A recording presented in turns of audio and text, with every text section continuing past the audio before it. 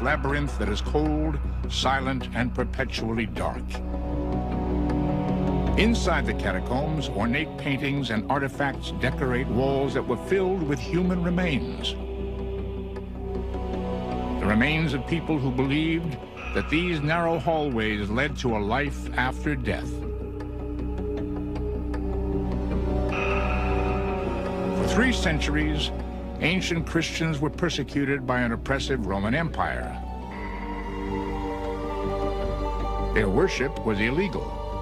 It was during this time that the early Christians of Rome buried their loved ones in underground passages, believing that, like the biblical story of Jesus Christ who was buried in a cave, they too would be resurrected and live again.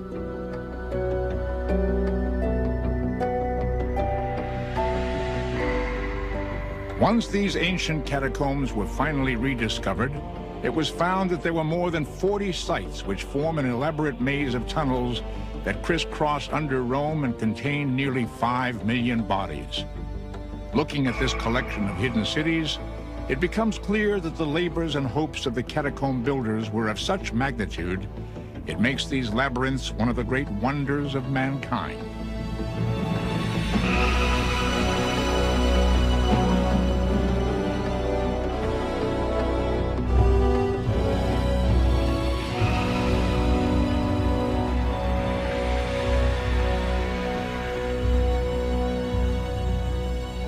A dead man may neither be burned or buried within the walls of the city. Such was the decree of Roman law between the 2nd and 4th century AD. This strict rule about how corpses were to be disposed of was imposed on all residents of Rome. Most Romans were pagan and preferred to be cremated. Their ashes were stored in small urns above ground. But the ancient Christians and Jews of Rome insisted on burial of their dead. Wealthy citizens had lined the roads just outside the city with family tombs. These tombs were called catacombas, which is Greek for at the hollows. The name came from the natural hollow spaces that lined the Via Appia, one of the ancient roads that led travelers to and from Rome. Into these hollow spaces, the first Christian cemetery was built above ground. It is from these early catacombas that the catacombs of Rome evolved. Most are closed to the public in order to protect their wall paintings, which even human breath could damage beyond repair. Although this funerary art was probably created to entertain the dead, the paintings provide us with a rare window into the past. A look at daily life and early religious belief in Rome during the 2nd and 3rd centuries AD. The construction of the catacombs began in the 2nd century. The move from ground-level burial sites to underground burial places was caused by the need for more space. The early Christians excavated a vast system of galleries and linking passages, one beneath the other. These were joined by narrow, steep steps that descend as far as 4 stories down. These passages measure about 8 feet high and less than 3 feet wide. Slot-like graves called loculi, Latin for little place, were cut into the walls just large enough to hold 1 body each. It was into these loculi slots that the bodies of common workers, mothers, children, and elders were all interred. The rich were often laid to rest in elaborate marble sarcophagi, the costliest form of burial.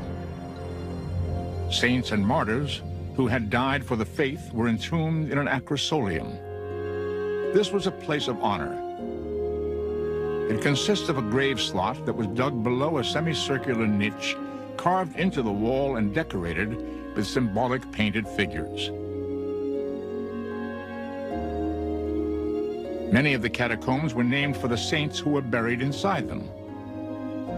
The catacomb, named for Saints Peter and Marcellinus, contains paintings that provide clues about the men who dug these cities of the dead. The catacombs were actually dug by a guild of professional diggers. They were called fossori, which means the cave makers. And they were like a trade union, a skilled craft, a very difficult one, of course. The fossari labored in the bedrock below Rome that is made up of tufa, a soft mineral that resembles sandstone. The ancient cave makers fashioned this tufa into elaborate galleries. They are rich with architectural detail, carved right into the soft stone, and create the impression that the catacombs grew here by some miraculous natural force. The early tunnel diggers sought to safeguard the tombs from sacrilege and thievery. They designed these mazes and narrow passageways to make it difficult or impossible for an outsider to escape or find the way back. When you combine then the idea that the body must be preserved because in Christian dogma it will rise and be restored to its human state, then the preservation of the body underground in a place that's hard to get into, can be guarded and the like, makes good sense. The passages were so dark and foreboding that the Latin scholar St. Jerome wrote that a Sunday visit to the crypt of a martyr more resembled a visit to hell. I was accustomed to visit, on Sundays, the sepulchres of the apostles and martyrs.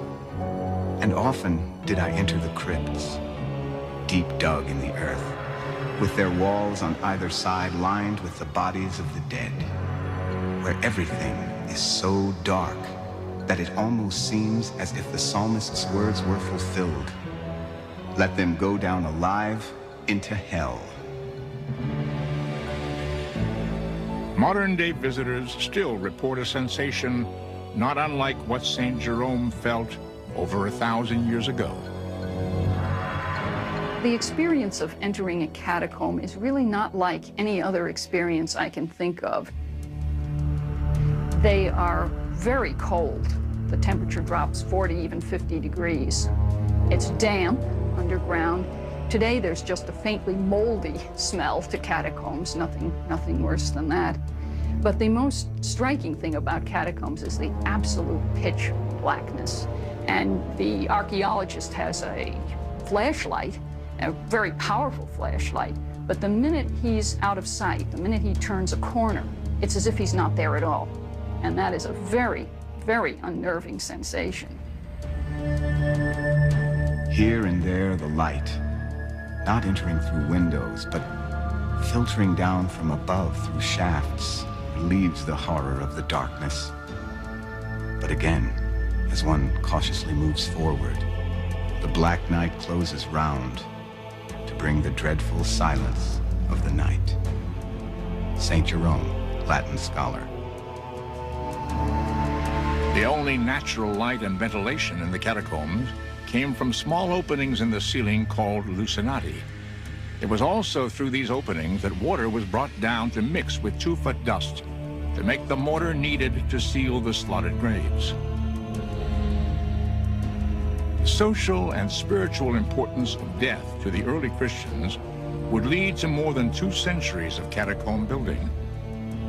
Religious persecution and diseases like plague would ensure a high mortality rate in Rome.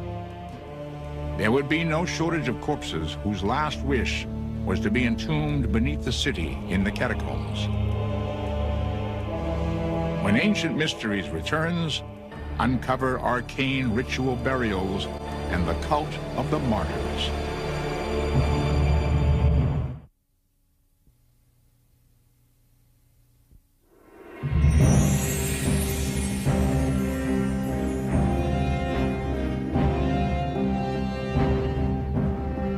To step down into a Roman catacomb is to enter a mysterious kingdom in another world.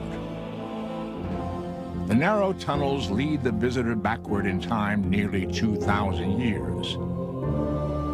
The earliest catacombs built during the 1st century AD were probably elite burial grounds for noble families who had the tombs dug below their land. These were later enlarged to accept the burial of their Christian brothers, as well as Roman Jews and others who were repulsed by the practice of cremation. It was in the 2nd and 3rd centuries, however, that catacombs took on their full importance as burial places for the people who were called saints and martyrs. Many of the martyrs met their death at the hands of Roman mobs. How often does a hostile mob, bypassing the regular courts, assail us? In their riotous fury, they do not even spare Christians who are dead, but plunder their corpses. Quintus Septimus Tertullian, Christian theologian, 220 AD. Many early Christians met their death not at the hands of a mob, but in arenas such as the Colosseum and the historic Circus Maximus. It was here, as part of a larger reign of persecution, that some Christians chose to suffer death in the jaws of a lion rather than renounce their religious principles. Other times, they were forced to fight with trained warriors. This spectacle was considered entertainment in Rome. The result filled the catacombs with people remembered as martyrs and saints. So much of the early Christian world really is lost in legend that we don't always know exactly what these people did to deserve being called saints. But probably something heroic. They may have been killed in one of the persecutions by the Romans, and probably these were people who died a martyr's death, who died for their faith, and that's why they were sainted. Among the saints buried in the catacombs was St. Paul. It was Paul who had popularized the belief in resurrection among the ancient Christians. If Christ had not been raised, your faith is futile. Christ is the first fruits of those who have fallen asleep. St. Paul. It was in the confidence of resurrection inspired by St. Paul that the ancient Christians buried their dead in the catacombs. St. Paul was the man who had the vision that Christianity could be something more than just a religion for Jews, that it could be an international faith. And it was Paul who made Christianity an international faith. For this reason, the catacombs became a place for ancient Christians to worship and visit the saints and martyrs. For centuries, faithful Christians, called the cult of the martyrs, knelt down in the catacombs to worship at the tombs of those who had died for their religious beliefs. This 6th century catacomb altar, now in ruins, was used by the cult of the martyrs. More insights into these early practices come from nearby paintings. The paintings in the catacombs give us some of our best clues to what early Christian practice really was. And you have pictures of mixed groups of people sitting around tables, drinking wine, and eating bread. And this was a very touchingly simple kind of a ceremony. Scholars believe that this simple communal meal of bread and wine, chronicled in numerous catacomb paintings, is the origin of the ritual that eventually came to characterize the Catholic Mass.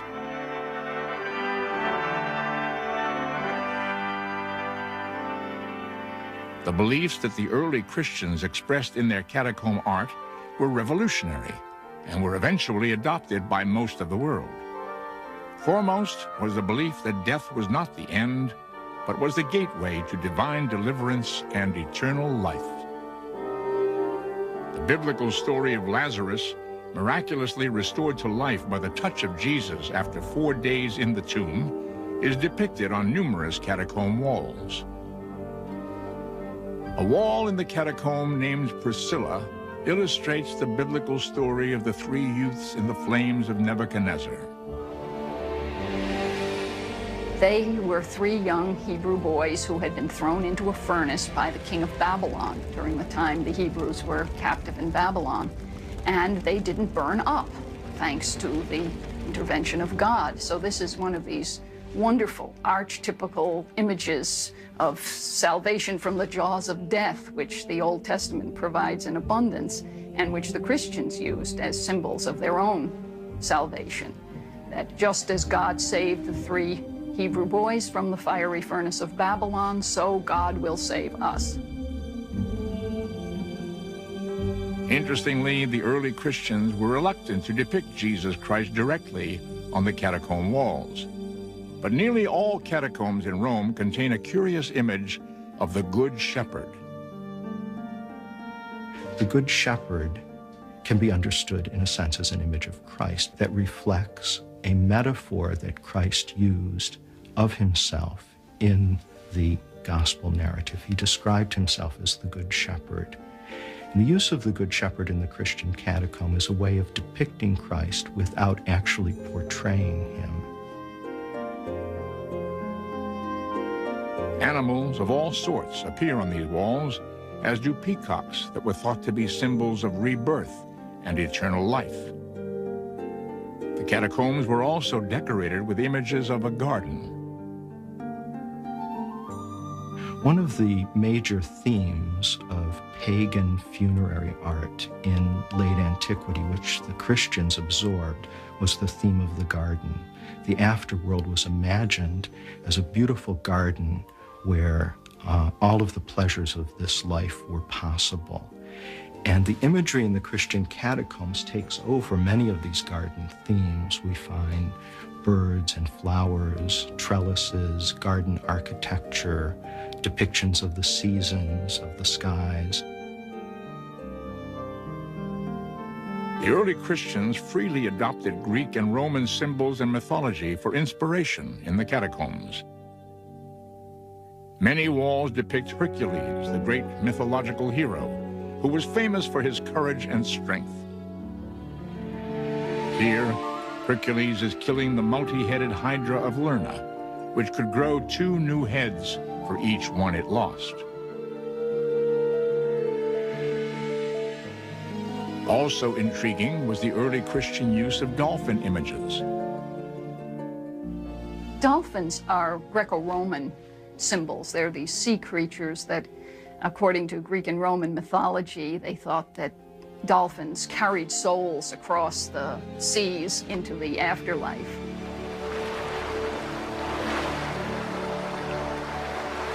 The burial ceremony was the beginning of this deliverance to the afterlife. After descending past the catacomb entrance, bodies of the departed were sometimes carried great distances through the soft earthen corridors that led to the loculi or acrosolium that had been prepared to receive the corpse.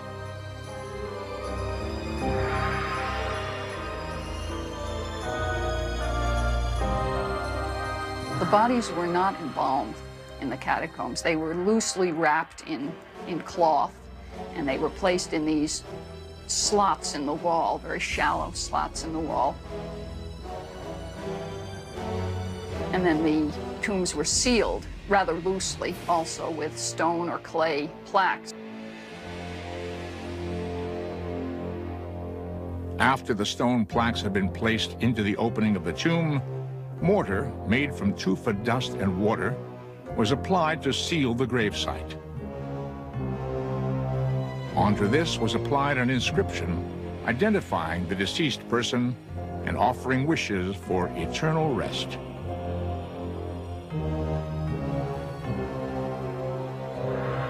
The modern phrase, "rest in peace," probably goes back to catacomb inscriptions in which the bodies are said to rest there, and with the expectation that after their rest they will be resurrected.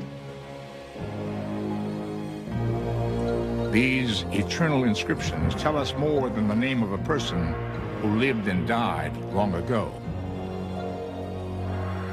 Inscriptions give us some information about the jobs during the late antiquity. Most of them are artisans but we have even, singers or dentists. This tomb is called the Crypt of the Coopers, so named because these ancient coopers, or barrel makers, were entombed behind a painting that depicts a group of men posed with one of their barrels. Inscriptions give us also an idea of the average of life during the late antiquity. For instance, we know that the average of life for men was about 20 to 25 years. So people used to die very young. Even the death of a small child became a monument to the ancient belief in life after death. When we return, discover a single catacomb that stretches nearly 8 miles beneath Rome.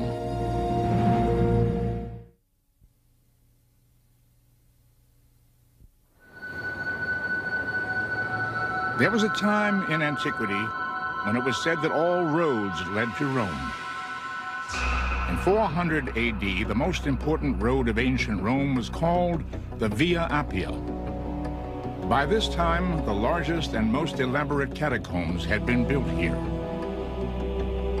New ones were being dug, and soon there would be more than 60 miles of underground cemetery snaking and spiraling below the city. It was truly a city of the dead, a necropolis.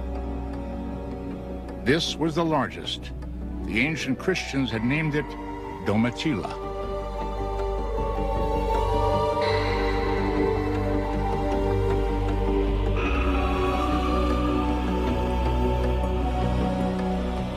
The Domitilla catacomb was named for the niece of an emperor named Domitian, who reigned during the 1st century AD. The digging of the Domitilla catacomb probably began during this century and continued for over 200 years. The marks from the fossari, or diggers' pickaxes, can still be seen here. This is the tomb of Diogenes the digger, and although his portrait has faded away, this sketch of it was made before it vanished in the 18th century.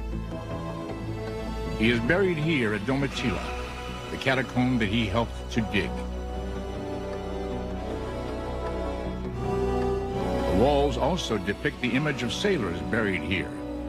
Perhaps these hardy souls manned the vessels that traveled up the Tiber River from the ancient port city of Ostia to bring grain and other trade goods to Rome.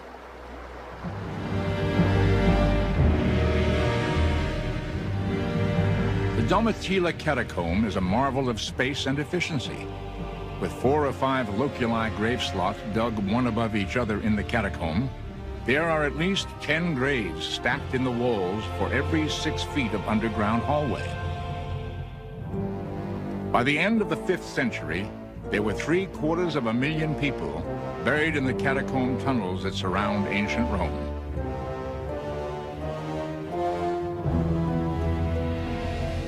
The catacomb of Domitilla consists of several superimposed networks of corridors. It's one of the Roman catacombs that's most clearly organized on a geometric grid. Domitilla is huge. There are some 8 miles of funeral galleries and passageways that have been explored and mapped by archaeologists here.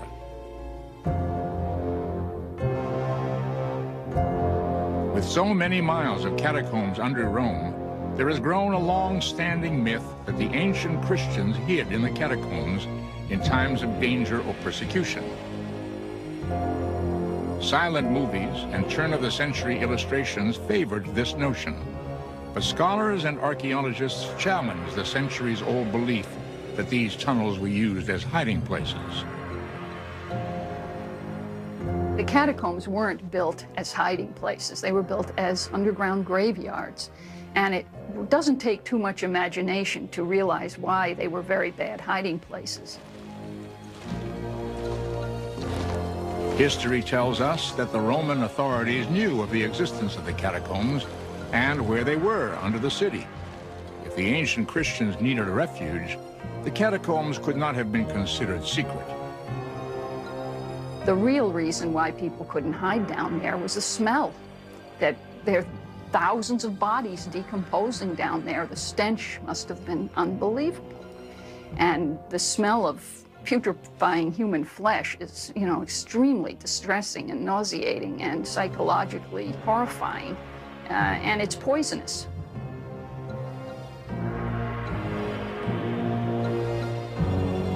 Although they were not hiding, artisans and painters appear to have populated the catacombs in order to decorate these elaborate chambers of death. One question remains, and that is, why?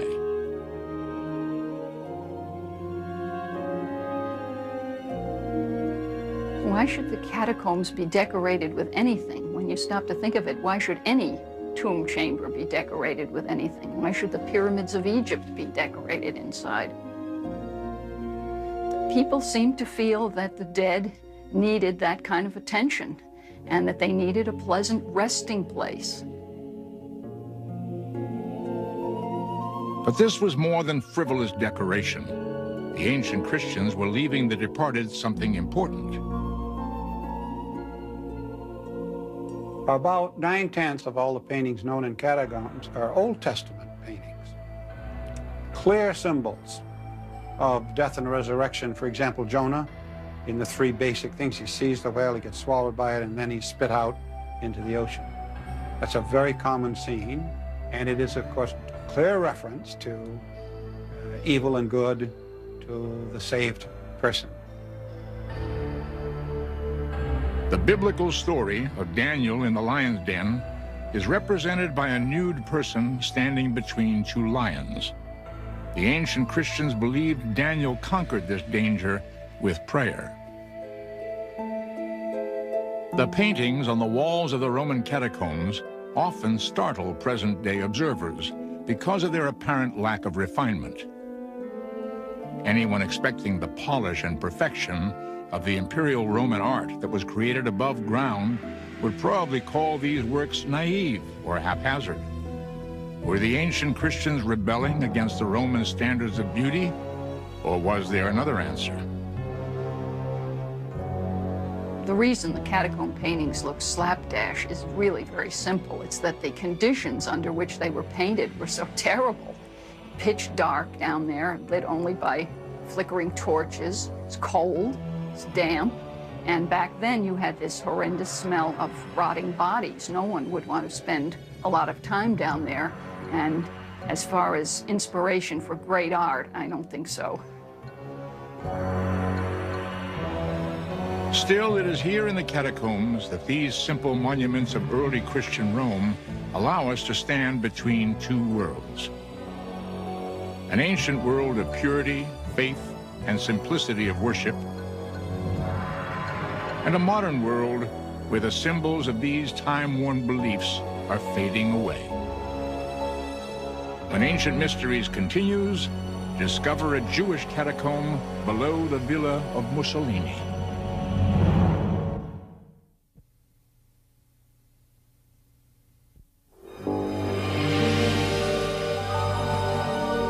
While the mysterious and legendary world of the catacombs was being built in the soft bedrock below Rome during the 2nd through 4th centuries AD, distant peoples were constructing monuments to their beliefs and ways of life.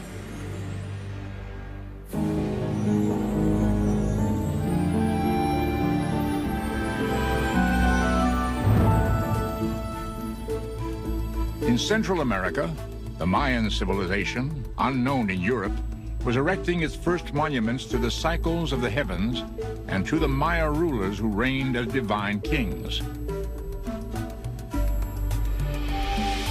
In 452 AD, refugees fleeing the Huns, led by Attila, began building the city of Venice on tiny muddy islands in the Adriatic Sea.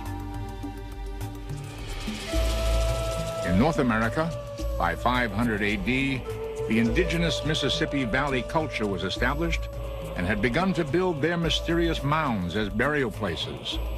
These were the centers of elaborate ancient cities. In Rome, the Great Plague took thousands of lives between 164 and 180 AD. The need for more burial space stimulated further expansion in the crowded catacombs beneath the ancient city.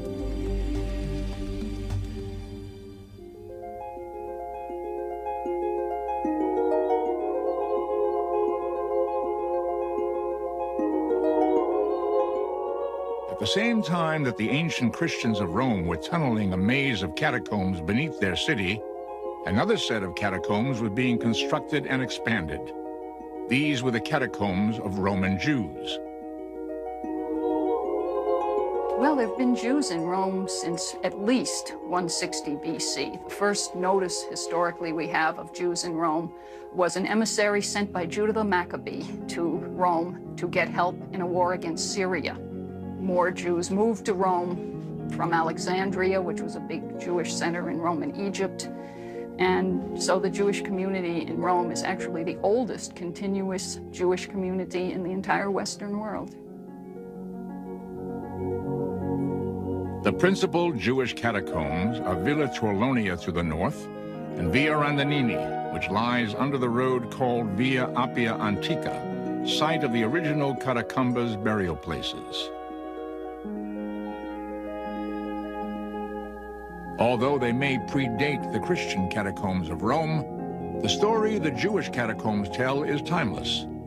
The symbols which embellish the walls and ceilings of these underground burial sites show that, like their Christian counterparts, they mixed popular culture, such as figures from Greek and Roman mythology, with menorahs and other ancient emblems of Judaism.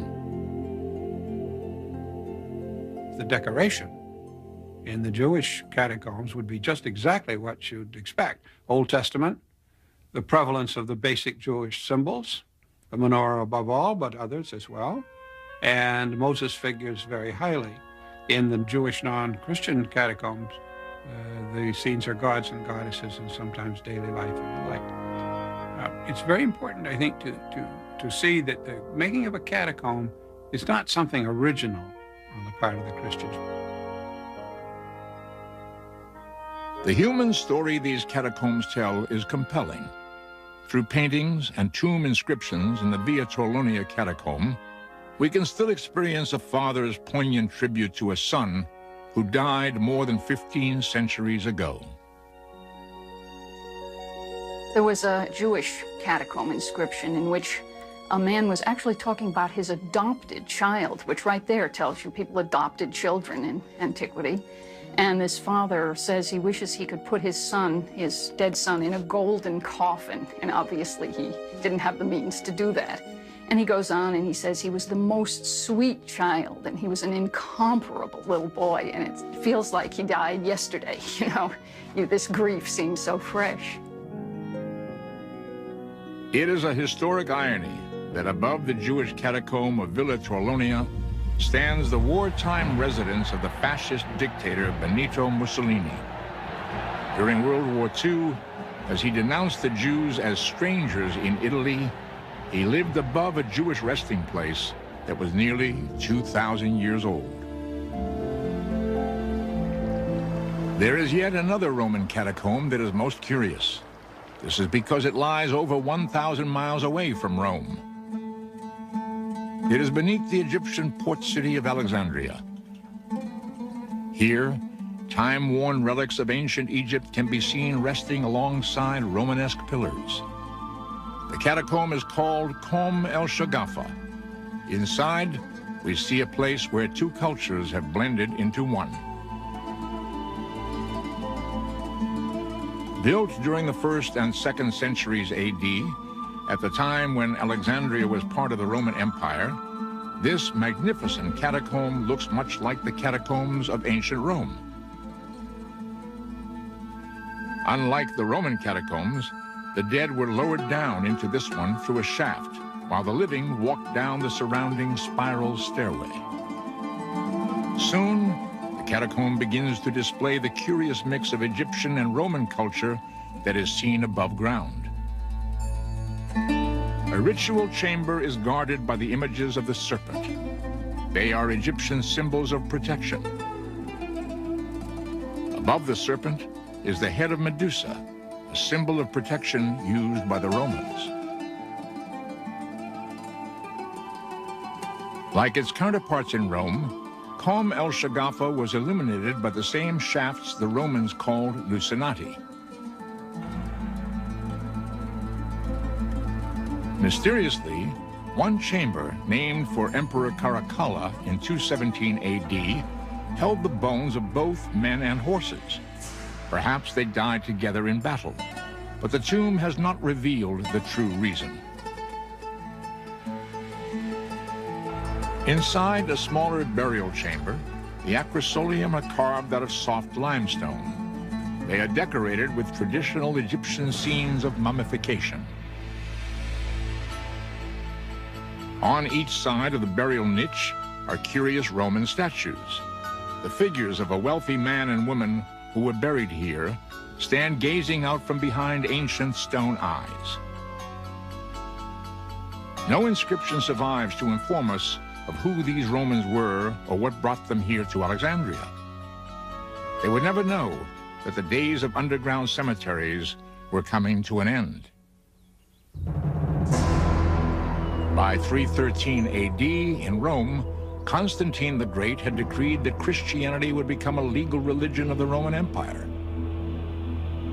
At the same time, the practice of subterranean burial gradually declined. By the end of the 5th century, the catacombs fell into disuse. It had now become customary for Christians and Jews to use above-ground cemeteries. The mysterious legacy of vast labor and ancient culture left in the catacombs was largely abandoned. The reasons why the catacombs were abandoned are almost as mysterious as the reasons why they were started to begin with. Some people say that once Christianity was legalized, that there was no further reason to have burials underground. Another mysterious truth is that by the 9th century AD, the catacombs had not only been abandoned, they had been completely forgotten by worshippers. By the late Middle Ages, the bones had begun to disappear. This was not divine resurrection. The cause was looting. The practice of stealing bones from the catacombs was unfortunately extremely prevalent during the Middle Ages. In fact, miles of catacomb corridors were picked clean of bones during the Middle Ages, which is why when you visit most catacombs today, you don't see any bones at all, because they were long ago carted off as relics. There was a belief that they had magical properties. In the Middle Ages, at least, people believed that. People in and around the ancient city of Rome visited the catacombs during this time as sightseers or pilgrims curious to touch the tomb of a martyr. Vandalism was common, and it is in the catacombs that we find the earliest examples of a problem that still plagues cities today: graffiti. The pilgrims used to sign their names on the walls close to the martyr's tomb to say, "I've been there," and sometimes we have graffitis, inscriptions, just like, "Please pray for me." The Middle Ages saw the catacombs visited by the thoughtful and the destructive. But their true meaning as a time capsule and a window into the past would not be appreciated until their rediscovery. For about 400 years, on the outskirts of ancient Rome, the ritual of underground burial of the dead was practiced in the catacombs by a persecuted people. Their belief in resurrection and aversion to cremation left these early Christians no other choice. When they were finally given legal status, the fate of the catacombs was sealed. No longer necessary, the catacombs were forgotten for nearly 10 centuries. One of the reasons catacombs were forgotten about is the very fact that they are underground. There's nothing obvious to tell you where a catacomb is. In fact, the discovery of some catacombs has been purely accidental. The first discovery took place in June of 1578.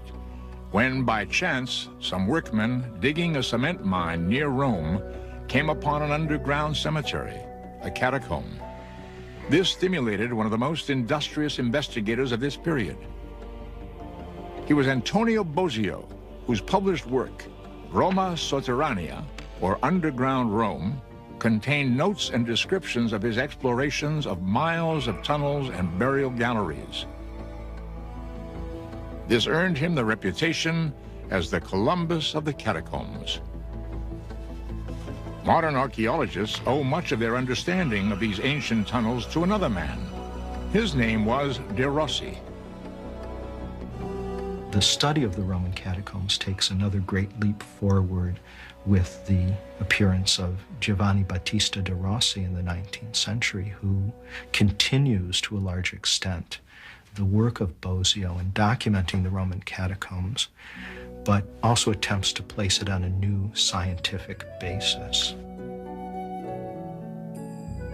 A lawyer by training, Giovanni Battista de Rossi would be the first to provide modern archaeologists with detailed maps of the catacombs. He would also provide historians with catalogs of the artifacts that he uncovered during his years of exploration.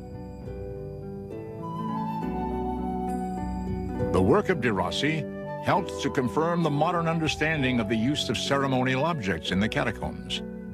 His illustrations suggest that, like the wall paintings that have been studied, ritual artifacts such as oil lamps were also decorated with Christian symbols such as the familiar image of the Good Shepherd. De Rossi also chronicled the practice of sealing decorated pottery or vessels containing fragrant oils into the loculi tombs with the dead. Other research revealed that into the mortar of the tombs were often placed mementos of the deceased's life and work. Of the 60 miles of catacombs believed to exist beneath modern Rome, only about 40 miles have actually been explored. The most recent discovery took place in 1955 during the construction of an apartment building. Named Via Latina for the ancient road which lies above it, this catacomb is small by Roman standards, but it is so well preserved and richly decorated, it has come to be known as a museum of 4th century culture. Its size and architecture have led scholars to theorize about the people who built it. The catacomb consists of 2 main corridors which link together a series of rooms that are very varied in architectural form: hexagonal, square, rectagonal, round, elliptical, and painted with a series of subjects, both Christian and non-Christian. This was probably a private endeavor that was organized by a family or a group of families for their own use, and it represented their own private concerns. But who were these people? The images on the walls of Via Latina tell their story. These fragments from an ancient culture preserve for us the beliefs of a simpler time long ago. To look upon these walls is to look deep into the past. This painting in Via Latina gives observers an insight into what a 4th century physician might have taught his students. It has been named the anatomy lesson. As the physician, dressed in a cloak, points down to a corpse, he and his pupils all gaze upward, as if watching the departing soul instead of the lifeless body. Frozen in this pose, they seem fascinated by both life and death. Throughout human history, people have been fascinated by death and have acknowledged death in various ways. And the Roman catacombs acknowledge death in a way that is very different from the way we acknowledge it today. The early Christians seem to have met death with a kind of joy and a kind of expectation of life in the world to come. There was an immediacy to their faith that is not to be found very often in people's religious beliefs today. The two greatest mysteries in human life are birth and death. We may never know much more about these ancient peoples, but to look upon the message they have left behind in the catacombs, they may indeed be able to teach us as we endeavor to understand ourselves.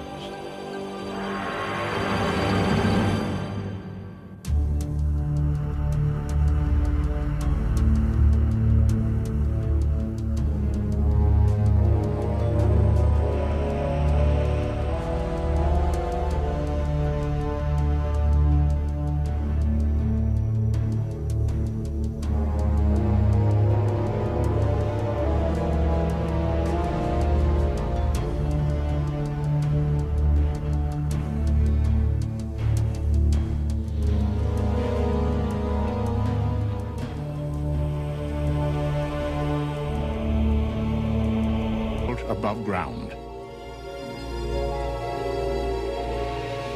It is from these early catacombas that the catacombs of Rome evolved. Most are closed to the public in order to protect their wall paintings, which even human breath could damage beyond repair. Although this funerary art was probably created to entertain the dead, the paintings provide us with a rare window into the past. A look at daily life and early religious belief in Rome during the 2nd and 3rd centuries AD. The construction of the catacombs began in the 2nd century. The move from ground-level burial sites to underground burial places was caused by the need for more space. The early Christians excavated a vast system of galleries and linking passages, one beneath the other. These were joined by narrow, steep steps that descend as far as 4 stories down. These passages measure about 8 feet high and less than 3 feet wide.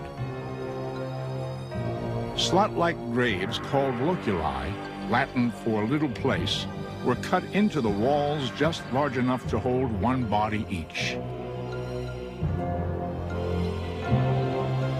It was into these loculi slots that the bodies of common workers, mothers, children, and elders were all interred. The rich were often laid to rest in elaborate marble sarcophagi, the costliest form of burial. Saints and martyrs who had died for the faith were entombed in an acrosolium. This was a place of honor. It consists of a grave slot that was dug below a semicircular niche, carved into the wall and decorated with symbolic painted figures. Many of the catacombs were named for the saints who were buried inside them. The catacomb, named for Saints Peter and Marcellinus, contains paintings that provide clues about the men who dug these cities of the dead. The catacombs were actually dug by a guild of professional diggers. They were called fossori, which means the cave makers.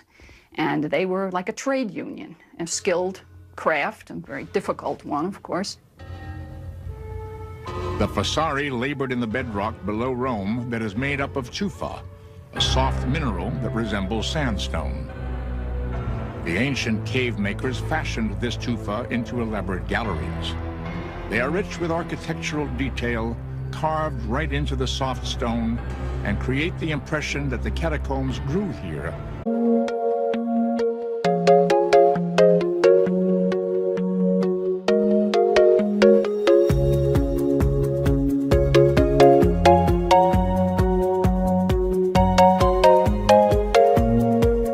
Mysterious labyrinth that is cold, silent, and perpetually dark. Inside the catacombs, ornate paintings and artifacts decorate walls that were filled with human remains. The remains of people who believed that these narrow hallways led to a life after death. For 3 centuries, ancient Christians were persecuted by an oppressive Roman Empire. Their worship was illegal. It was during this time that the early Christians of Rome buried their loved ones in underground passages, believing that, like the biblical story of Jesus Christ who was buried in a cave, they too would be resurrected and live again.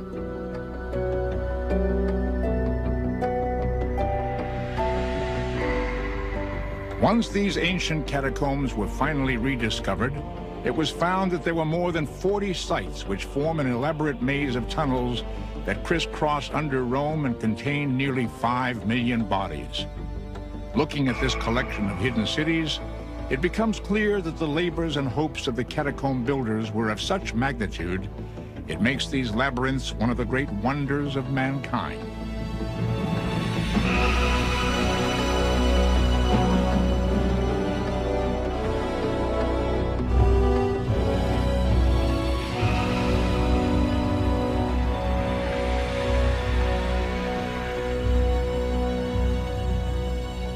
A dead man may neither be burned or buried within the walls of the city.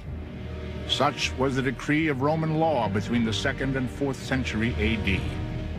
This strict rule about how corpses were to be disposed of was imposed on all residents of Rome. Most Romans were pagan and preferred to be cremated. Their ashes were stored in small urns above ground. But the ancient Christians and Jews of Rome insisted on burial of their dead. Wealthy citizens had lined the roads just outside the city with family tombs. These tombs were called catacombas, which is Greek for at the hollows. The name came from the natural hollow spaces that lined the Via Appia, one of the ancient roads that led travelers to and from Rome. Into these hollow spaces, the first Christian cemetery was built by some miraculous natural force. The early tunnel diggers sought to safeguard the tombs from sacrilege and thievery. They designed these mazes and narrow passageways to make it difficult or impossible for an outsider to escape or find the way back. When you combine then the idea that the body must be preserved because in Christian dogma it will rise and be restored to its human state, then the preservation of the body underground in a place that's hard to get into, can be guarded and the like, makes good sense. The passages were so dark and foreboding that the Latin scholar St. Jerome wrote that a Sunday visit to the crypt of a martyr more resembled a visit to hell. I was accustomed to visit, on Sundays, the sepulchres of the apostles and martyrs. And often did I enter the crypts, deep dug in the earth, with their walls on either side lined with the bodies of the dead, where everything is so dark that it almost seems as if the psalmist's words were fulfilled. Let them go down alive into hell.